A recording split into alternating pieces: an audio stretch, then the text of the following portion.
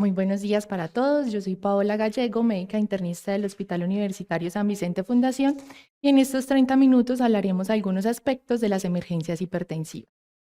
Iniciaremos entonces con las definiciones.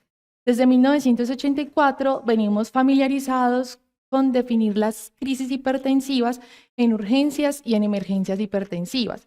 Las urgencias hipertensivas clásicamente las definíamos como una presión arterial de más de 180 a 110 milímetros de mercurio en los pacientes que no tenían un daño de órgano establecido, y las emergencias hipertensivas eran aquellas en donde los pacientes tenían la presión arterial elevada asociada a un daño de órgano establecido.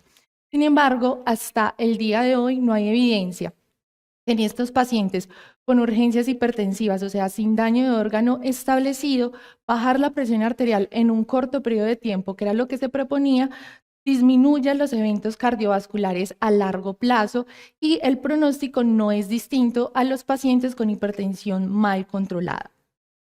Esta evidencia que tenemos actualmente proviene de algunos estudios que son de carácter retrospectivo, pero que es lo que tenemos para hacer como estas afirmaciones, o que la literatura haga estas afirmaciones. Este es uno de los estudios más grandes, es una cohorte retrospectiva que se realizó en Clínica Cleveland, que evaluó más de 58.000 pacientes y hizo un emparejamiento, un análisis de propensión en donde emparejaron a más o menos 1.278 pacientes. La exposición era estos pacientes que cumplían con criterios de urgencia hipertensiva sin daño de órgano establecido, enviarlos a manejo ambulatorio con intensificación de su terapia versus a un manejo hospitalario. Y los desenlaces eran eventos cardiovasculares mayores como síndrome coronario agudo, accidente cerebrovascular, hipertensión no controlada y hospitalización. ¿Qué se encontró en el estudio? Vemos que los desenlaces cardiovasculares mayores no fueron diferentes entre los grupos de pacientes que se referían al hospital versus los que iban a intensificación del manejo ambulatorio, ni a los 7 días ni a los 6 meses de seguimiento. La hipertensión no controlada fue un poco mayor en los pacientes que iban a manejo ambulatorio, pero esto no se mantuvo a los 6 meses de seguimiento, y todas las causas de hospitalización fueron mayores a los pacientes que iban referidos al hospital, puesto que tenían más probabilidad de volver nuevamente por esta razón al hospital. Es así como preferimos hablar entonces ya de emergencias hipertensivas y abandonar el término crisis y urgencia hipertensiva. Y las emergencias hipertensivas se definen como aquellas situaciones en las que los valores muy altos de la presión arterial están asociados con daño orgánico agudo y que requieren una reducción inmediata de esta para disminuir la extensión o regresar el daño establecido. Entonces, ahora en esta charla hablaremos específicamente de las emergencias hipertensivas. El mecanismo fisiopatológico por lo cual la hipertensión arterial causa daño de órgano establecido aún falta por esclarecer completamente. Sin embargo, se cree que la gravedad del aumento y la velocidad de instauración de la elevación de las cifras tensionales es lo que lleva al daño establecido. Esto debido a que los aumentos rápidos y graves de la presión arterial van a activar el sistema de renina-angiotensina-aldosterona. Esto va a llevar a un incremento de las resistencias vasculares y a una falla en la autorregulación de cada uno de los órganos. La falla en la autorregulación va a haber comprometido el flujo sanguíneo hacia los órganos claves que están comprometidos en las emergencias hipertensivas. Adicionalmente, va a aumentar el estrés oxidativo, y este estrés oxidativo va a disminuir la bioactividad del óxido nítrico, causando disfunción endotelial.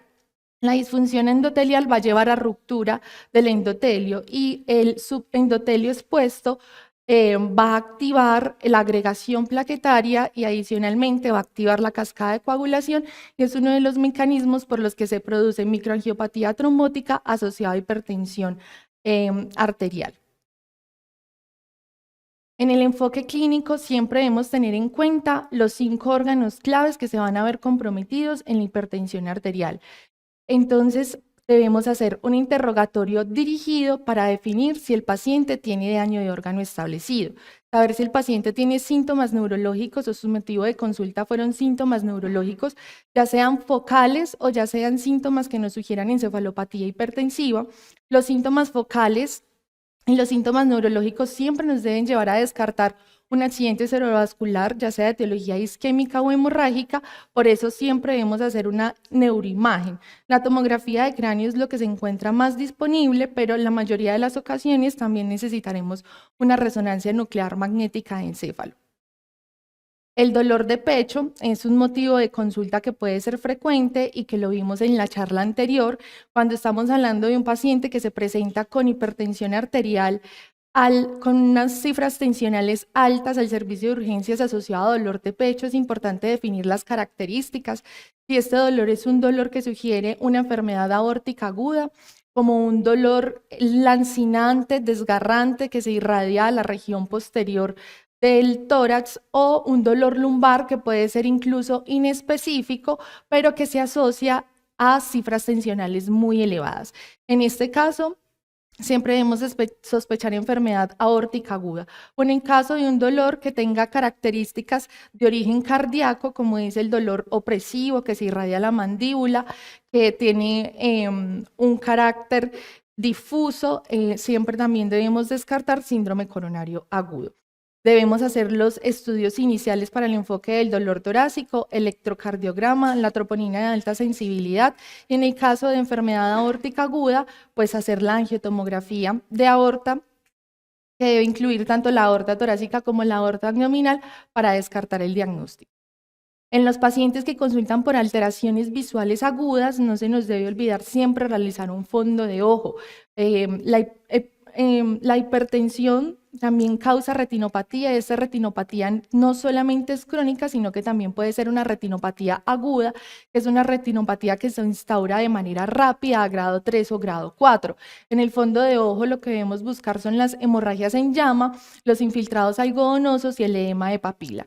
Cuando tenemos entonces una retinopatía aguda, grado 3 o grado 4, debemos pensar que este paciente puede estar haciendo lo que antes llamábamos una hipertensión maligna y buscar otros compromisos de órgano asociado. No olvidar que se puede presentar también con alteraciones del estado de conciencia, como cefalea, estupor, coma, en donde debemos descartar encefalopatía hipertensiva. La lesión renal aguda nos debe llevar a pensar en las microangiopatías trombóticas asociadas a hipertensión arterial, y esto lo podemos descartar con unos laboratorios básicos como los marcadores que nos hablen de hemólisis no autoinmune. Esta hemólisis no autoinmune la vamos a diagnosticar a través de elevación de LDH, de bilirrubinas, y con los estigmas de la destrucción de los eritrocitos en sangre periférica, que los podemos ver como esquistocitos reportados en el extendido de sangre periférica, la trombocitopenia y el unoanálisis con un sedimento activo, o sea, principalmente con glóbulos rojos crenados en su sedimento. Y la disnea y la congestión asociada a signos de falla cardíaca nos van a hacer sospechar un edema agudo de pulmón, que lo podemos confirmar con una radiografía de tórax. Entonces, en general, el enfoque clínico va a estar dado por los síntomas o los hallazgos del examen físico que encontremos en el paciente, que nos hagan sospechar alguno de estos compromisos en estos 5 órganos claves en el daño de hipertensión arterial. Y el tratamiento va a estar guiado entonces por el órgano que se encuentra lesionado. A partir de la aproximación al tratamiento, es muy importante que tengamos una consideración cuidadosa entre el equilibrio de los beneficios de bajar la presión arterial rápidamente y los riesgos que pueden llevar a esta reducción rápida. ¿Cuáles son los riesgos principales? La ceguera cortical y los eventos cerebrovasculares isquémicos. Aquí es muy importante el concepto de la autorregulación del flujo que tienen los órganos. En la gráfica vemos el flujo cerebral. Aquí vemos que el flujo cerebral se mantiene estable en un amplio rango de presión arterial media. Sin embargo, hay algunos cambios que se dan en los pacientes, por ejemplo, con hipertensión arterial crónica, en donde esta curva se va a desplazar a la derecha, y estos pacientes van a tener una menor capacidad de autorregulación a presiones arteriales medias bajas. Por lo tanto, una caída muy rápida, brusca e intensa de la presión arterial en estos pacientes los hace mucho más susceptibles a complicaciones. Ahora hablaremos de 4 casos clínicos para puntualizar algunos conceptos en el manejo de las crisis hipertensivas. El caso clínico número 1 es una mujer de 55 años, fumadora activa, que consulta por un cuadro de 2 horas de evolución de dolor torácico que es desgarrante, que se irradia a la región dorsal de alta intensidad. Ella luce tranquila, tiene una presión arterial de 198-132 milímetros de mercurio en el brazo derecho y 233-138 en el brazo izquierdo. Una frecuencia cardíaca de 95 latidos por minuto, la auscultación está sin anormalidades, el electrocardiograma solo tiene una taquicardia sinusal y se realiza una placa de tórax en donde vemos un leve ensanchamiento mediastinal. Bajo la sospecha de una enfermedad aórtica aguda, se solicita una angiotomografía de tórax y abdomen que confirma una disección de aorta ascendente. Siempre que tengamos un caso de paciente con hipertensión arterial grave en el servicio de urgencias, no solamente es importante diagnosticar la hipertensión grave, sino que también es muy importante diagnosticar cuál es la elevación de esta hipertensión arterial. Incluso algunos autores proponen que dejemos de utilizar el término emergencias hipertensivas y hablemos de hipertensión como motivo de la enfermedad o hipertensión secundaria por la enfermedad, para poner el foco no solamente en el tratamiento de la hipertensión, sino poner el foco en lo que está causando la elevación de la hipertensión. Esto es importante porque, como ya lo vimos en la charla anterior, la doctora Juliana nos contó que el tratamiento de las disecciones aórticas tipo A es emergente quirúrgico. Entonces, lo primero que debemos hacer cuando tenemos una disección aórtica de tipo A es avisar al equipo quirúrgico de manera emergente y trasladar ese paciente al quirófano de manera emergente, puesto que tiene una alta tasa de mortalidad. Sin embargo, concomitantemente debemos hacer la terapia médica, pero no se nos debe pasar llevar el paciente al tratamiento de su causa de elevación de la presión arterial por hacer el manejo médico. Cuando vamos a hacer el manejo médico, nos podemos aproximar a haciéndonos estas 3 preguntas. ¿Cuál es la presión arterial objetivo? ¿En qué plazo debo reducir la presión arterial? ¿Y cuál es el medicamento de elección? La mayoría de las estrategias se van a avanzar en consensos y están basados principalmente a partir de la experiencia clínica de expertos y las observaciones y comparaciones de resultados intermedios. Es la evidencia que tenemos disponible hasta el momento y es de lo que entonces hablaremos en estos escenarios. En enfermedad aórtica aguda debemos sospecharla en esos pacientes que se presentan con un dolor torácico o dolor dorsal o dolor lumbar, que puede ser inespecífico, pero que se asocia a cifras tensionales elevadas. El dolor puede tener esas características de transfixiante o desgarrante y por eso es muy importante sospecharlo, porque puede ser realmente de manera inespecífica y los pacientes se pueden ver bien. Es importante que la terapia médica consiste en el manejo del dolor y en administrar la terapia antiimpulso.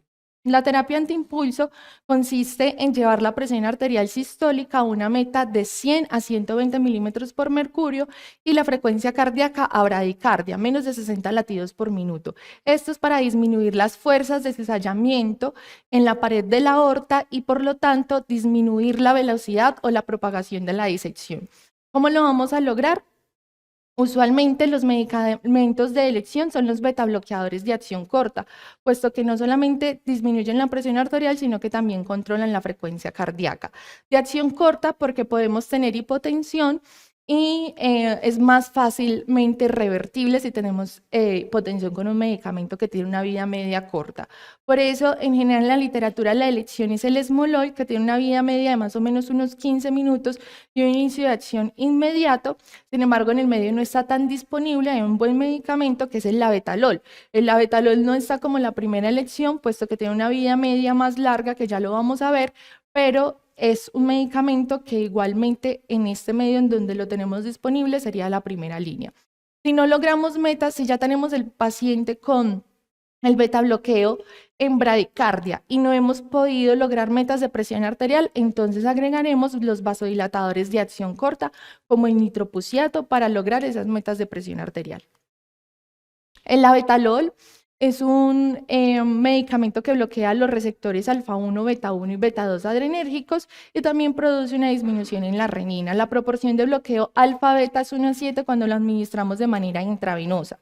El inicio de acción es más o menos a los 2 a 5 minutos y su vida media es más o menos de 5.5 horas, que es la desventaja porque cuando tenemos hipotensión nos vamos a tardar más en hacer una reversión de esta.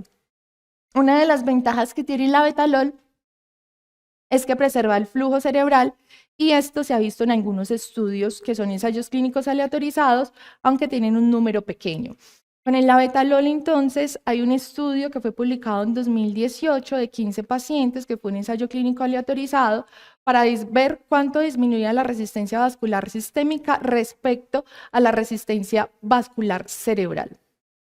Esto del labetalol versus nitroprusiato de sodio, que se encontró que el labetalol disminuye de una manera muy proporcional la resistencia vascular sistémica versus la resistencia vascular cerebral, menos 13 y menos 17%.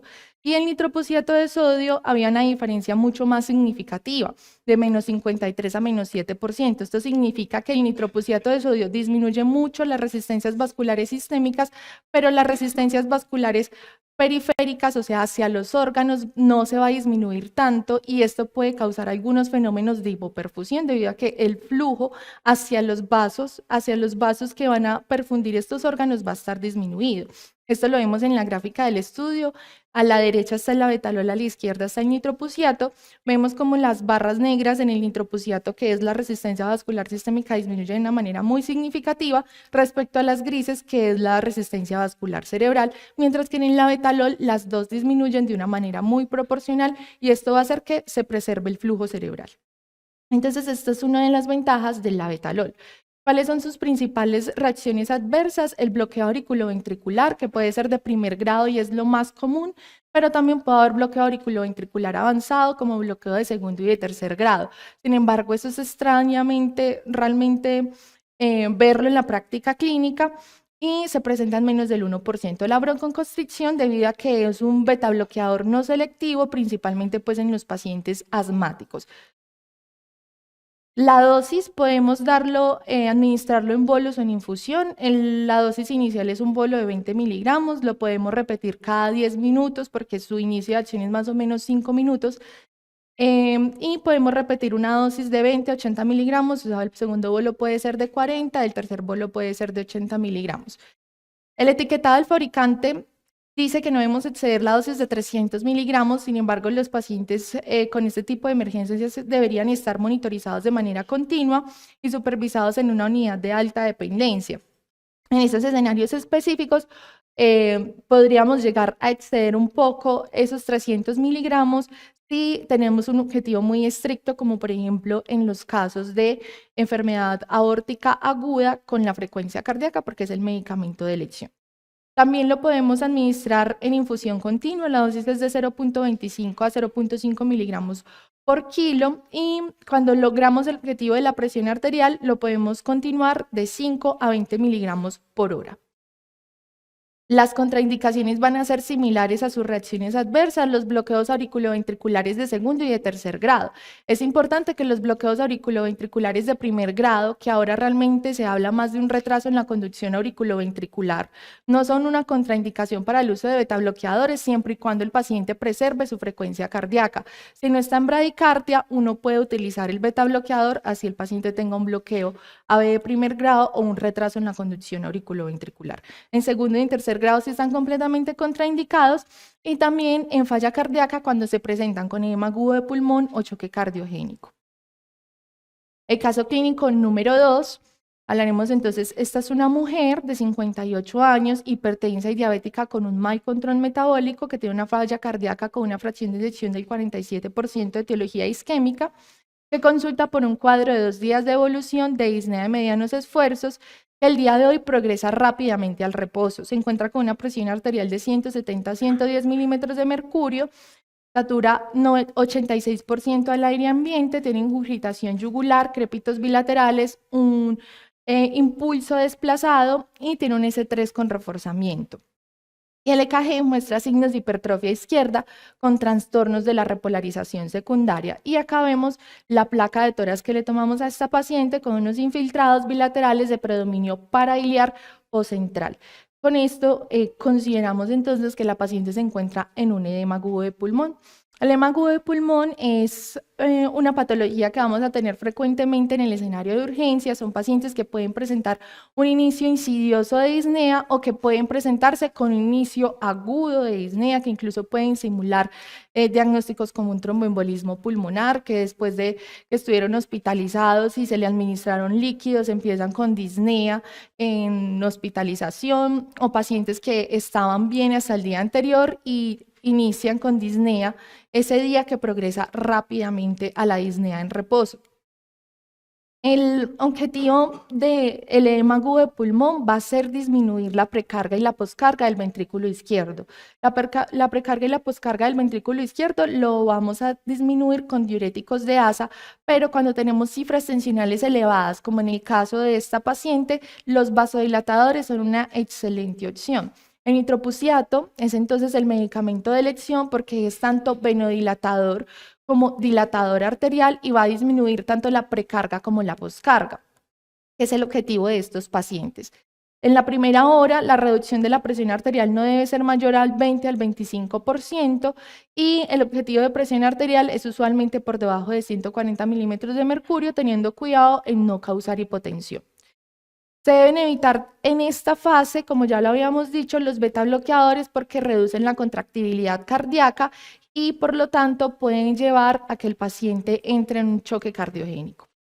El nitroprusiato de sodio es entonces un medicamento que va a donar óxido nítrico a través de la generación de GMP cíclico, activando los canales de potasio que son dependientes de calcio. Es dilatador arterial y venoso, por lo tanto va a disminuir la precarga y la poscarga, pero su principal problema es que va a disminuir el flujo sanguíneo regional. ¿Y por qué? Como se los mostré en el estudio anterior, el nitroprusiato de sodio es un gran vasodilatador de las resistencias sistémicas grandes, pero las regionales, o sea, los flujos pequeños, van a permanecer un poco más contraídos que el resto de las resistencias. Esto puede provocar varios fenómenos. En el corazón puede provocar un fenómeno de robo coronario y llevar a un síndrome coronario agudo, y también puede disminuir la presión del flujo sanguíneo cerebral. Por lo tanto, en esos pacientes neurocríticos no sería el tratamiento de elección. También tiene una reacción de aumento de la presión intracraneal, aunque no es tan significativa, y en caso de que necesitamos usarlo, se puede usar. Y tener cuidado con la intoxicación por cianuro. Para evitar la intoxicación por cianuro debemos evitar las infusiones prolongadas de más de 24 horas y superior a 2 miligramos por kilo minuto. Es importante que si necesitamos una dosis de más de 2 miligramos por kilo minuto, no se mantengan por más de 15 minutos, puesto que esto aumenta el riesgo de intoxicación por cianuro. El inicio de acción de nitroprusiato es inmediato y su duración es corta, 1 a 2 minutos. Esto es una ventaja porque si tenemos hipotensión se puede revertir de manera rápida. La dosis es de 0.3 a 10 microgramos por kilo minuto y la podemos aumentar de 0.5 microgramos kilo minuto cada 5 minutos para lograr el objetivo de la presión arterial. Las contraindicaciones principales son la enfermedad renal avanzada, y más aún si estos pacientes no tienen terapia dialítica debido a su acumulación y el aumento en el riesgo de intoxicación por cianuro, y la atrofia hereditaria del nervio óptico debido a que hay un empeoramiento de la visión. La nitroglicerina es otro de los vasodilatadores, es principalmente venodilatador, pero a dosis más altas también es un vasodilatador arterial. Va a disminuir principalmente la precarga, a diferencia del nitroprusiato que disminuye tanto precarga como poscarga, pero este va a tener algunas ventajas, como es que aumenta el flujo sanguíneo coronario y va a reducir el vasoespasmo coronario. Es importante que como disminuye la precarga, puede llegar a caer el gasto cardíaco si los pacientes tienen depresión de volumen. El inicio de acción es de 1 a 5 minutos, su duración es de 3 a 5 minutos, o sea que también es de acción corta, y la dosis de inicio son 5 microgramos por minuto y la aumentamos 5 microgramos por kilo por minuto cada 5 minutos hasta lograr la presión arterial objetivo. No hay una dosis máxima, pero a partir de los 200 microgramos aumenta la hipotensión significativa. Las principales reacciones adversas es algo que sí vemos de manera frecuente. Los pacientes se quejan de mucha cefalea y es una de las cosas por las que no se toleran muy bien la nitroglicerina. Taquicardia refleja el aumento de la presión intracraneal y puede llegar a presentar taquifilaxia. En la taquicardia refleja es importante porque si lo usamos en el manejo de los pacientes con síndrome coronario agudo, que sería el de elección, debido a que aumenta el flujo sanguíneo coronario, debemos evitar esa taquicardia refleja. Entonces, si los pacientes no tienen predictores de choque, podemos agregar un beta bloqueador al manejo con nitroglicerina para que no aumente pues, el consumo de oxígeno cardíaco en estos pacientes. Sus contraindicaciones, anemia grave, principalmente por la reducción del gasto cardíaco debido a que disminuye la precarga, el infarto agudo de miocardio derecho, por esta misma razón, porque si tenemos un paciente que tiene un gasto cardíaco que es dependiente de precarga porque su ventrículo derecho no está no está funcionando adecuadamente y tumbamos la precarga, pues nos va a tumbar el gasto cardíaco. Y el uso concomitante con inhibidores de fosfodiesterasa 5 debido a que puede causar una hipotensión refractaria de difícil manejo. El caso clínico número 3 es una mujer de 63 años que tiene antecedente de hipertensión arterial con mal control por inadecuada adherencia. La trae su hijo, que dice que hace 3 días se quejaba de cefalea y de náuseas. Hoy está un poco confusa y en urgencias tiene una pérdida de la conciencia con movimientos tónico-clónicos generalizados. Posteriormente la encuentran estuporosa con un Glasgow 8 de 15, una presión arterial de 250 a 140. Deciden asegurar vía aérea y la trasladan a tomografía. En la tomografía no encuentran ningún hallazgo sugestivo en isquemia aguda y la reportan como una tomografía dentro de límites normales, lo que hace sospechar que la paciente tenga una encefalopatía hipertensiva. Hay algo muy importante de la encefalopatía hipertensiva, es que el diagnóstico es un diagnóstico de exclusión. Siempre debemos tener en cuenta primero los accidentes cerebrovasculares, tanto isquémicos como hemorrágicos, y el diagnóstico lo vamos a hacer de manera retrospectiva cuando el paciente mejore con el control de las cifras tensionales. Algo también muy importante para diferenciar la encefalopatía hipertensiva versus los accidentes cerebrovasculares que aún no tienen cambios en la tomografía es que estos pacientes no se presentan usualmente con lesiones neurológicas focales, ni con hemiparesia, ni con disartria, ni con asimetría facial. Estos pacientes, los síntomas usualmente son cefalea, la cefalea lleva a confusión, posteriormente pueden tener convulsiones o alteración del estado de conciencia con estupor y coma, pero las lesiones neurológicas focales son realmente muy extrañas, excepto las visuales que se pueden presentar en la encefalopatía reversible posterior. Las visuales, ¿cuáles pueden ser? Hemianopsias, negligencias ópticas o ceguera cortical, pero el resto de las lesiones neurológicas focales son muy raras en estos pacientes. Su inicio suele ser insidioso, no es agudo, no es hace una hora estaba bien y ahora estoy con el estado de conciencia alterado, sino que los pacientes vienen con cefalea, con confusión, con algunos síntomas que puede que no los haga consultar, pero que ya se venían presentando días previos. Y usualmente se acompañan de otro daño de órgano hipertensivo, como es la retinopatía hipertensiva o la lesión renal aguda. Tener en cuenta que en la resonancia podemos tener algunos cambios, por eso la mayoría de las veces va a ser necesaria la resonancia, principalmente en la encefalopatía posterior reversible, en donde vemos regiones focales de hiperintensidad simétrica, principalmente en los lóbulos parietales y occipitales, pero también puede ser en los lóbulos frontales y en la unión temporooccipital inferior y cerebelo. Siempre debemos equilibrar en estos pacientes el riesgo de aumentar el edema cerebral y la isquemia frente al riesgo de una disminución rápida de la presión arterial que lleva a una pérdida de la autorregulación cerebral y a un posterior infarto cerebral. Es por eso que el objetivo del tratamiento no es tan estricto y es no reducir la presión arterial media en más del 20 al 25% de manera inmediata y una presión arterial diastólica que se mantenga más o menos en 110 milímetros de mercurio, debido a que estos pacientes que tienen una lesión aguda cerebral pueden tener la pérdida de esa autorregulación y pueden ser mucho más susceptibles a tener complicaciones secundarias a una baja de presión arterial. El medicamento de elección, por lo que ya habíamos hablado, es el labetalol intravenoso, debido a que preserva el flujo cerebral y que no aumenta la presión intracraneana. Entonces el labetalol es el medicamento de elección. Lo podemos utilizar en infusión continua, puesto que estos pacientes pueden ser más difíciles de bajar sus cifras tensionales y la infusión continua nos va a permitir un control más estable de su presión arterial.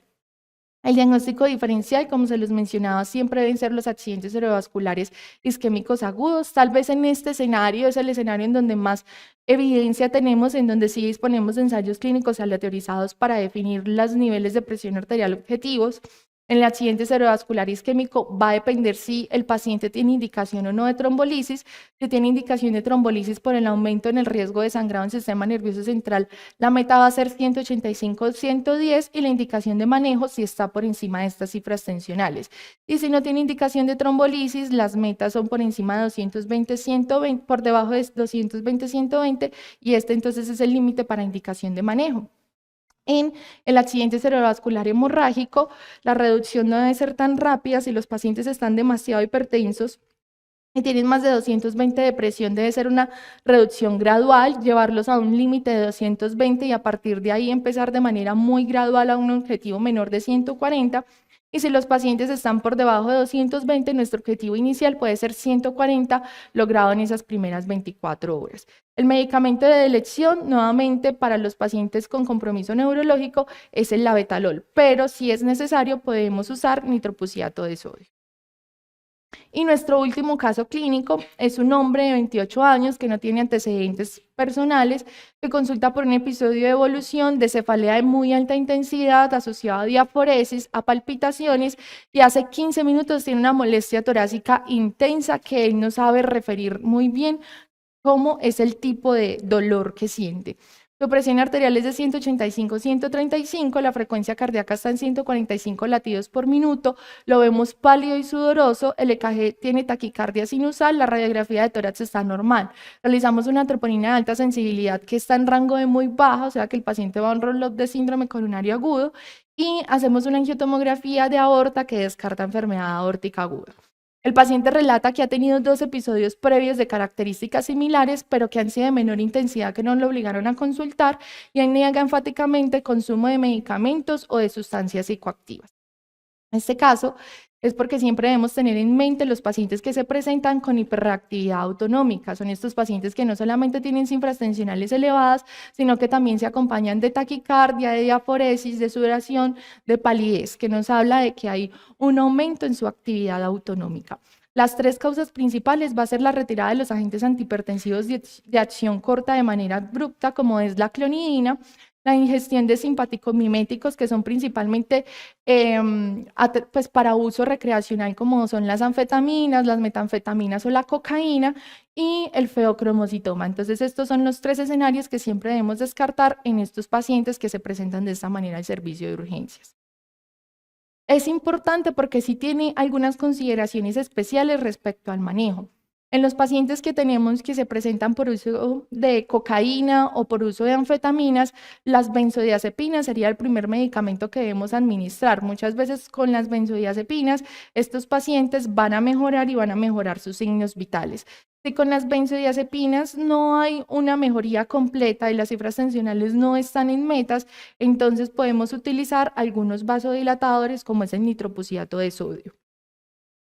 Y en caso de que el paciente definitivamente no responda y persista con taquicardia, es muy importante que debamos hacer un bloqueo alfa. El bloqueo alfa en la literatura parece que se puede hacer con fentolamina, sin embargo no es algo que tengamos muy disponible, entonces nosotros lo podemos hacer con aclonidina, que no solamente tiene una acción simpaticolítica, sino que también tiene un efecto sedante. Podemos dar de 150 a 300 microgramos, aunque la presentación IV no está muy disponible, entonces podemos utilizarlo de manera oral. Después de que hacemos un bloqueo alfa, entonces pasamos a las siguientes líneas de manejo, que usualmente son los vasodilatadores. Eso también es muy importante en los pacientes que se presentan con feocromocitoma, puesto que si nosotros hacemos un beta bloqueo antes de hacer un alfa bloqueo, dejamos este alfa bloqueo, estos receptores alfa sin contraposición y nos puede acelerar la hipertensión arterial y puede llevar a un daño de órgano grave. Entonces, por eso es que los agentes beta bloqueantes están contraindicados de manera relativa. porque si ya tenemos el paciente alfa bloqueado, los podemos utilizar, pero de manera inicial van a estar contraindicados. O sea, en general en el servicio de urgencias van a estar contraindicados hasta que tengamos un muy buen bloqueo alfa. O sea, eso lo podemos más o menos ver con las frecuencias cardíacas. Si el paciente sigue muy taquicárdico es porque no está bloqueado completamente alfa y los beta bloqueadores en este escenario estarían contraindicados. Este caso también es importante porque siempre debemos tener en cuenta que la presentación como una emergencia hipertensiva, todo paciente que se presente con daño de órgano establecido, debemos descartar causas de hipertensión arterial secundaria. Las causas de hipertensión arterial secundaria las debemos buscar en los pacientes que tienen o no otras características que sugieran alguna causa específica. Por ejemplo, algunas claves diagnósticas son estos pacientes que se presentan con esas crisis adrenérgicas, los feocromocitomas, los pacientes que hacen edema pulmonar flash de un momento para otro, que puede ser incluso parchado y se asocia principalmente con el inicio de IECA, la estenosis de las arterias renales, las fascias que nos hablen de unas fascias cushinoides. El fenotipo cushinoide también nos debe hablar pues de un síndrome de Cushing como causa secundaria de esta hipertensión arterial, o las diferencias de presión entre los miembros, que eso siempre lo debemos hacer, tomar la presión en ambos miembros, nos puede hablar de una coartación de aorta. Pero siempre debemos buscar estas causas, una causa de hipertensión arterial secundaria en los pacientes que se presentan como emergencia hipertensiva. Como conclusiones, las emergencias hipertensivas son potencialmente mortales y requieren tratamiento y vigilancia continua. La elección del tratamiento y los objetivos de este van a estar guiados por el daño de órgano que se establezca. Y no olvidar siempre estudiar las causas secundarias de hipertensión arterial. Muchas gracias a todos por su atención.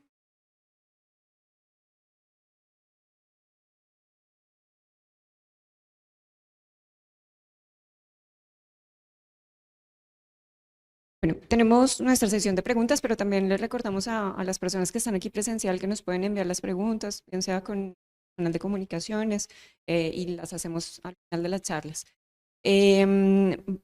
Nos enviaron estas dos preguntas que son bien interesantes. La primera es acerca de edema agudo de pulmón. Tradicionalmente, en los servicios de urgencias lo hemos manejado con nitroglicerina. En la charla que hiciste, lanzaste nitroprusiato como la primera línea. ¿Hay algún porqué, alguna indicación de por qué lo hacemos? En general es porque disminuye tanto precarga como poscarga. Entonces, esto va a permitir una mayor liberación de las presiones en el corazón y por eso sería como la elección. Mientras que la nitroglicerina disminuye solamente, pues en general disminuye principalmente precarga. Y la siguiente la siguiente pregunta es acerca de unos grupos mórbidos especiales, pero no despreciables de la gente que hace emergencia hipertensiva. Entonces, es si tenemos recomendaciones especiales de diagnóstico y de tratamiento en pacientes con enfermedad renal crónica, con o sin diálisis, y si tenemos recomendaciones para población diabética. Ok, entonces en los pacientes con enfermedad renal crónica es importante porque la mayoría de los pacientes que vemos muy hipertensos con enfermedad renal crónica no tienen una emergencia hipertensiva establecida. La mayoría los vemos muy hipertensos, pero ya están completamente asintomáticos, fue porque los mandaron de la unidad de diálisis. Entonces en estos pacientes, si nos definimos al lado que dice la literatura, los podemos manejar con intensificación de su manejo oral. En caso de hipertensión arterial refractaria, será tratada como tal, como hipertensión refractaria, con otras terapias de segunda y de tercera línea, que puede ser incluso el aislamiento de las arterias renales. Pero pocas veces los vemos con emergencias hipertensivas. En el caso de que tengan una emergencia hipertensiva, podemos utilizar el labetalol, que es una muy buena opción, o incluso podríamos utilizar nitroprusiato de sodio. Con el nitroprusiato de sodio hay que tener consideración con la velocidad de infusión, que no debe pasar a los 2 miligramos por kilo, y adicionalmente con el tiempo en que tenemos el paciente con nitroprusiato de sodio, puesto que tiene un aumento en el riesgo de intoxicación por cianuro. Y la última pregunta que tenemos es acerca de los pacientes que consultan en intoxicación con cocaína. Recomendaciones sobre específicamente los beta bloqueadores, sí o no, y en qué casos no. Ok, entonces en intoxicación por cocaína Usualmente la primera línea van a ser las benzodiazepinas. Si definitivamente después de benzodiazepinas el paciente no responde, podemos utilizar el bloqueo alfa y posteriormente utilizar vasodilatadores de tipo nitropusiato de sodio que son de acción corta. Sin embargo, si a pesar de esto no responde y necesitamos usar el beta bloqueador, podríamos usarlo. Si no es que esté en este escenario completamente contraindicado, sino que sus efectos no nos proporcionan otros beneficios adicionales, como si lo pueda hacer, por ejemplo, la nitroglicerina, que es un vasodilatador coronario, que sería entonces, digamos que la elección. O sea, no están completamente contraindicados, pero es el medicamento que iríamos cuarta línea después de utilizar nitroglicerina, clonidina y benzodiazepinas. Con esto acabamos nuestro primer bloque.